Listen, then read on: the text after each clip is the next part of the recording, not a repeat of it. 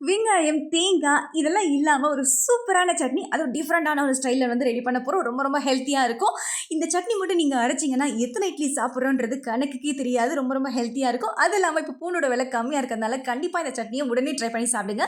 இன்னைக்கு பூண்டு சட்னி பார்த்தீங்கன்னா, டிஃப்ரெண்டான ஒரு ஸ்டைல்ல நம்ம ரெடி பண்ண போறோம். எப்படி பண்ணலாம் பார்க்கலாம் வாங்க. ஒரு பேன்ல பார்த்தீங்கன்னா, கொஞ்சமா ஆட் பண்ணிக்கோங்க. ஒரு டீஸ்பூனுக்கு கடுகு, ஒரு கைப்பிடி அளவுக்கு தோல் உரிச்ச பூண்டு, 2 தக்காளி, 1 துண்டு அளவுக்கு புளி.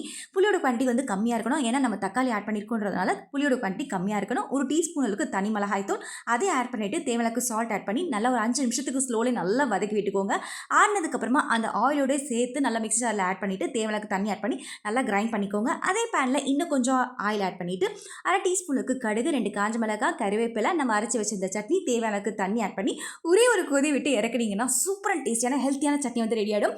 சூடான இட்லியோட சர்வ் பண்ணி சாப்பிட்டீங்கன்னா அவ்வளோ அட்டகாசமாக இருக்கும்.